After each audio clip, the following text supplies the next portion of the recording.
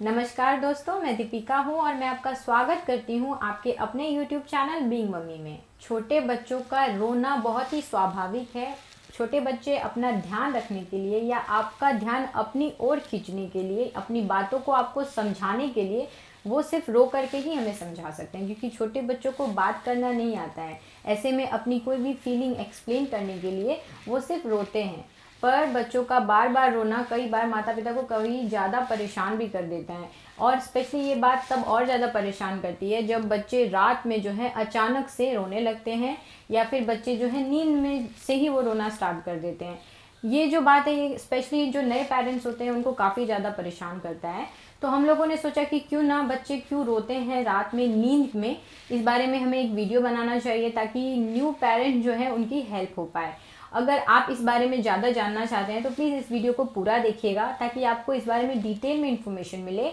और अगर आपके लिए वीडियो इन्फॉर्मेटिव हो तो इस वीडियो को लाइक भी कर दीजिएगा और इसे अपने फ्रेंड्स और फैमिली के साथ ज़रूर शेयर कीजिएगा, क्योंकि इन्फॉर्मेशन शेयर करने से और भी ज़्यादा बढ़ती है। और अगर अभी तक आप बीइंग मम्मी फैमिली का पार्ट नहीं बनी है तो चैनल को सब्सक्राइब कर लीजिए।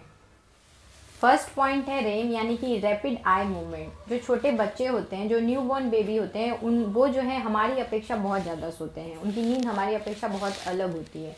छोटे बच्चे जो होते हैं वो जब उनका शुरुआती टाइम होता है, यानी जब वो न्यू बॉर्न होते हैं, जब वो 3-4 महीने के बच्चे होते हैं, तो उस टाइम पर जो है वो 17 से 18 घंटे जो है वो सोते हुए निकाल देते हैं। मतलब कि जो 24 घंटे का पूरा दिन रात होता है उसमें जो है बच्चा 17 से 18 घंटे तक सोए।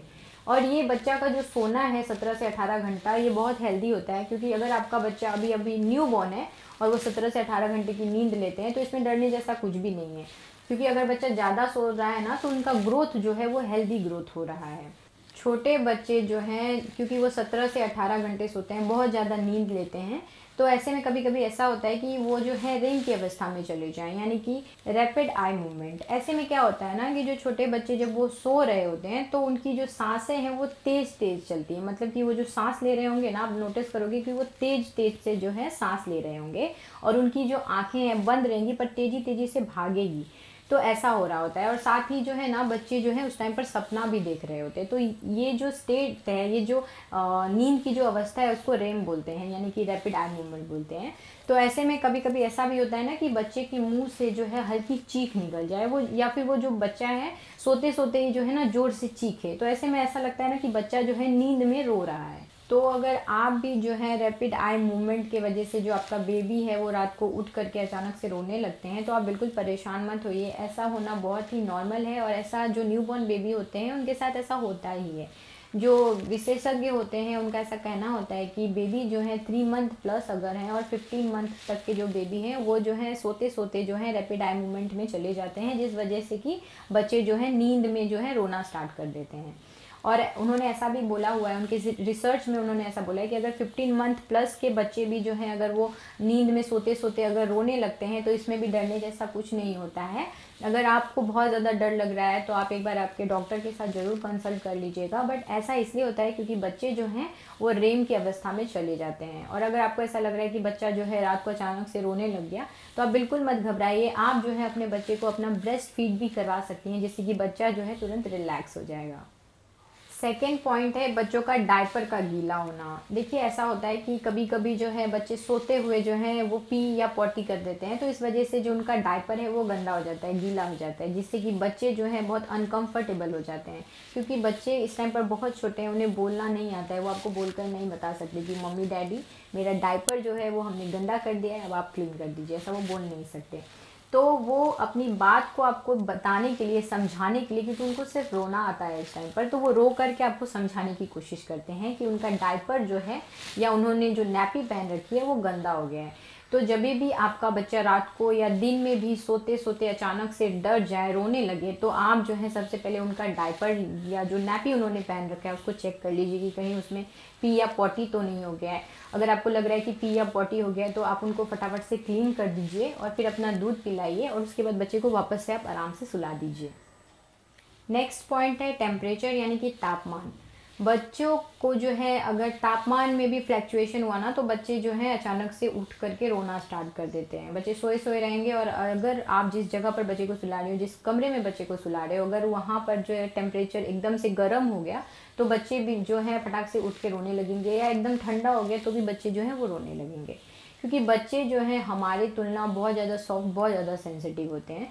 तो अगर टेम्परेचर ज़रा भी इधर उधर होता है तो बच्चे इसको बहुत ही ईजिली महसूस कर लेते हैं और बच्चे जो है रोने लगते हैं। तो क्या करना चाहिए हमें, अगर आपका बच्चा जो है नींद में अचानक से रोने लगता है तो आप इस बात पर भी ध्यान दीजिए कि जहाँ पर आप अपने बच्चे को सुला रही हैं, जो कमरा है वहाँ का टेम्परेचर कैसा है, वहाँ पर बहुत ज़्यादा गर्मी या बहुत ज़्यादा ठंडी तो नहीं है।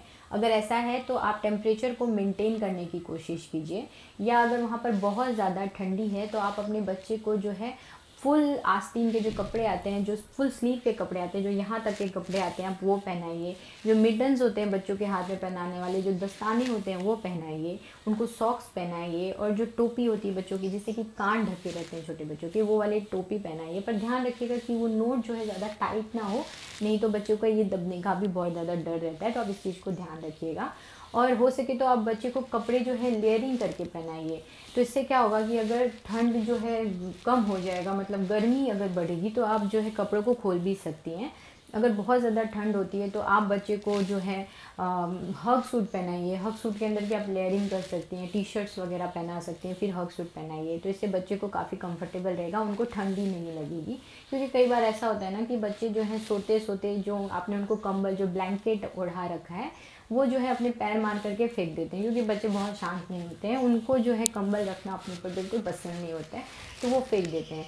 तो अगर समझिए आपने उनको पतला सा कपड़ा पहना के रखा है, फुल स्लीव्स नहीं पहना है, तो अगर वो कंबल फेंक देंगे तो बच्चे को ठंड महसूस होगी, जिस वजह से कि बच्चा जो है अचानक से उठ करके रोने लगेगा। तो आप बच्चे को पूरा कपड़ा पहनाइए, ताकि अगर उन्होंने कंबल फेंक भी दिया है तो उनको ठंड अचानक से ना लगे और वो रोने ना लगे। और अगर आप ये महसूस कर रही हैं कि बच्चा जो है गर्मी की वजह से रो रहे हैं, तो आप बच्चे को जो है एसी में भी सुला सकती हैं। बच्चा अगर एसी में सोता है तो इससे बच्चे को कोई प्रॉब्लम नहीं होने वाली है। अगर आप इस बात का ध्यान रखो कि जो आप बच्चे को एसी में सुला रहे हो, पर एसी का जो टेम्परेचर है वो 26 डिग्री हो।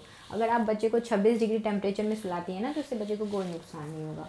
और अगर आप इसके बारे में और डिटेल में जानना चाहती हो कि एसी में अगर सुला रहे हैं तो क्या क्या प्रिकॉशन लेना चाहिए, तो इसका लिंक आपको डिस्क्रिप्शन बॉक्स में मिल जाएगा। आप एक बार उस वीडियो को ज़रूर देख लीजिएगा, इससे आपको काफ़ी ज़्यादा हेल्प होगी जब आप अपने बच्चे को एसी में सुलाते हो। तो नेक्स्ट पॉइंट है भूख यानी कि हंगर। जो छोटे बच्चे होते हैं उनका पेट जो है बहुत छोटा होता है, इसलिए वो बहुत ही ईजिली जो है वो भर भी जाता है। यानी थोड़ा सा दूध पी करके उनका पेट भर भी जाता है, और थोड़े टाइम के बाद जो वो दूध है वो पच भी जाता है, यानी उन्हें भूख भी लग जाती है। और जो विशेषज्ञ होते हैं उनका ऐसा कहना है कि ज़्यादातर जो बच्चे होते हैं नींद में भूख के वजह से रोते हैं। इसलिए अगर आपका बच्चा जो है नवजात शिशु है तो आपको इसका जो बहुत ध्यान रखने की ज़रूरत होती है। और ये ध्यान आप कैसे रख सकती हैं, आप अपने बच्चा को जो है बार बार उठा करके दूध पिलाइए। अगर बच्चा आपका सो भी रहा है ना, तो भी आप उनको अपना ब्रेस्ट फीडिंग करा सकती हैं। इससे बच्चे को थोड़ी देर के लिए उनका नींद ज़रूर ख़राब हो जाएगा, बट उनका जो पेट है वो बिल्कुल भरा रहेगा, जिस वजह से वो अचानक से डर करके नहीं रोएंगे। तो आप जो है, अगर आपको लग रहा है कि आपके बच्चे को भूख के वजह से जो है वो रो रहे हैं, तो आप उन्हें अपना दूध पिलाइए। नेक्स्ट पॉइंट है उनका डर जाना। देखिए, जो छोटे बच्चे होते हैं वो हमारे तरह जो है सपने देखते हैं, और ये साइंटिफिकली प्रूवन है कि छोटे बच्चे भी जो हैं वो सपने देखते हैं। तो कई बार ऐसा होता है जैसे हम बड़े जो हैं वो सोते सोते जो है कोई सपना देख लेते हैं, जिस वजह से डर जाते हैं और अचानक से उठ जाते हैं। सेम चीज़ बच्चे के साथ भी होता है, वो जो है सोते सोते जो है कुछ सपना देख लेते हैं, जिस वजह से कि वो डर जाते हैं और वो रोने लगते हैं। और ऐसा देखा गया है कि जब बच्चा सोया हुआ है और वो सपना देखकर डर गया है, और अगर उनकी माँ बगल में सोई हुई है, और जब माँ का जो टच होता है ना, वो बच्चा बहुत ही आराम से जो है वो महसूस कर लेता है। माँ का टच ऐसा होता ही है। और हम बड़े भी हो गए ना, तो भी आप नोटिस करोगे कि जब भी माँ टच करती है ना, तो एक अलग ही फीलिंग आती है। तो सेम चीज़ बच्चे के साथ भी होता है। बच्चा जो है माँ का टच जो है वो महसूस कर लेता है, और अपनी फीलिंग्स को एक्सप्लेन करने के लिए जो है वो रोने लगते हैं। ऐसा होना बहुत ही स्वाभाविक है। अगर बच्चा नींद में डर जाए और रोने लगे तो ऐसे में आप क्या कर सकते हैं, आप उठ करके बैठिए, अपने बच्चे को अपने गोद में लीजिए और अपने बच्चे को अपना दूध पिलाइए, अपने सीने से लगाइए, जिससे कि बच्चा जो है बिल्कुल आराम महसूस करेगा और वो वापस से सो जाएंगे। नेक्स्ट पॉइंट है असुविधा यानी कि डिस्कम्फर्ट। देखिए, अगर बच्चा जो है किसी भी तरीके का डिस्कम्फर्ट फील करेगा ना, तो इससे भी बच्चा जो है नींद में ही रोना स्टार्ट कर देंगे। देखिए बच्चे जो हैं बहुत ज़्यादा सॉफ्ट, बहुत ज़्यादा सेंसिटिव होते हैं, उन्हें जो है प्रॉपर आराम जो है वो चाहिए रहता है।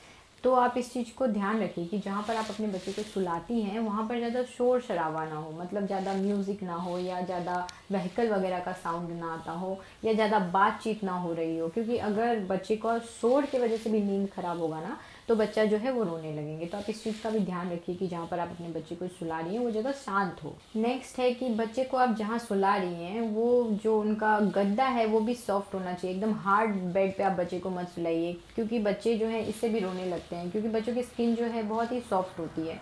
तो आप बच्चे को जहाँ पर सुला रही हैं, जो गद्दा उनके लिए यूज़ कर रही हैं, बहुत ही सॉफ्ट होना चाहिए, इस चीज़ का आपको ध्यान रखना चाहिए। प्लस जो कंबल आप उनको उड़ा रहे हो वो भी जो है ज़्यादा भारी नहीं होना चाहिए, क्योंकि बच्चे के ऊपर अगर आप ज़्यादा वजन दे दोगे तो उनको बहुत डिस्कम्फर्ट फील होगा। अब अपना ही अगर एक्सपीरियंस ले लो, अगर आपके ऊपर जो है कोई भारी सा कंबल अगर उड़ा दिया जाए तो आप क्या कंफर्टेबल होगे? नहीं होगे ना।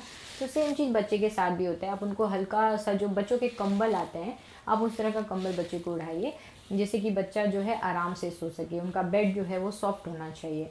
नेक्स्ट चीज़ आपको क्या ध्यान रखना चाहिए कि जहाँ पर आप बच्चे को सुला रही हैं उनको डिस्कम्फर्ट ना हो, इसलिए आप ध्यान रखिए कि वहाँ पे मच्छर वगैरह ना हो, क्योंकि अगर मच्छर भी बच्चे को नींद में काट लेंगे ना तो बच्चा जो है इस वजह से भी जो है वो रोना स्टार्ट कर देते हैं। तो दोस्तों आपको जो है बच्चे का कंफर्ट का भी बहुत ज़्यादा ध्यान रखना पड़ेगा, तो ये भी काफ़ी ज़्यादा आपको हेल्प करेगा अगर आपका बच्चा जो है नींद में अचानक से रोने लगते हैं। तो इसके लिए आप बेस्ट चीज़ कर सकते हो कि आप अपने बच्चे का जो है वो एक टाइम टेबल सेट कीजिए, यानी कि आपको बच्चे को किस टाइम पे खिलाना है, किस टाइम पे पिलाना है, किस टाइम पर सुलाना है, आप इसका जो है एक टाइम टेबल सेट कर लीजिए।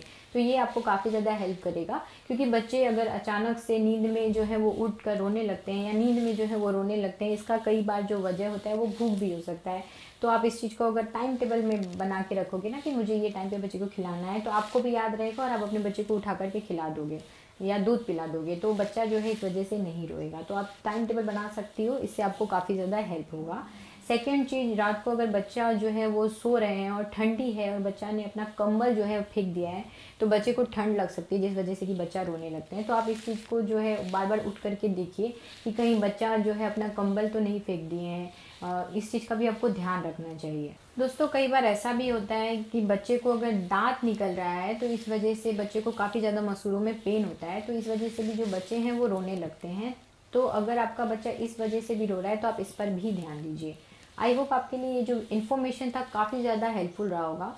और दोस्तों आप इसमें बिल्कुल भी मत डरिए, क्योंकि बच्चे का नींद में जो रोना है वो समय के साथ ठीक हो जाता है, इसमें डरने जैसा बिल्कुल भी कोई बात नहीं है, बहुत ही सामान्य बात है। हर पेरेंट्स जो हैं इसको कभी ना कभी अपने लाइफ में ज़रूर फेस करते हैं, तो आप बिल्कुल भी परेशान मत होइए। पर अगर आपको ऐसा लग रहा है कि कहीं कोई और बात है जिस वजह से कि बच्चा जो है वो अक्सर नींद में रोते रहते हैं, तो आप इसको हल्के में भी मत लीजिए। आप एक बार आपके चाइल्ड स्पेशलिस्ट से जो है ज़रूर डिस्कस कीजिएगा, मे बी आपकी कोई और प्रॉब्लम हो और डॉक्टर जो है आपको सही सजेस्ट करेंगे, जिसके वजह से कि जो ये प्रॉब्लम है वो फटाफट से ठीक हो जाएगा।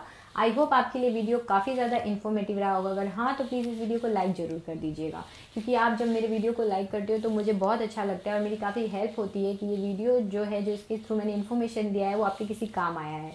तो लाइक ज़रूर कर दीजिएगा। और आपके फ्रेंड्स या फैमिली में आप किसी को जानते हो जिनके यहाँ पे कि घर में जो है नया मेंबर जुड़ा हुआ है, यानी कि न्यू मेहमान आया हुआ है, तो प्लीज़ उनके साथ इस वीडियो को ज़रूर शेयर कीजिएगा और बीइंग मम्मी फैमिली को सब्सक्राइब कीजिएगा और साथ ही जो बेल आइकॉन है उसे भी ऑन कर दीजिएगा। दोस्तों बेल आइकॉन ऑन करना बहुत ज़्यादा ज़रूरी होता है, क्योंकि जब भी मैं वीडियो अपलोड करूँगी तो आपके पास जो है इन्फॉर्मेशन आएगा, इसलिए बेल आइकॉन ज़रूर ऑन कर दीजिएगा।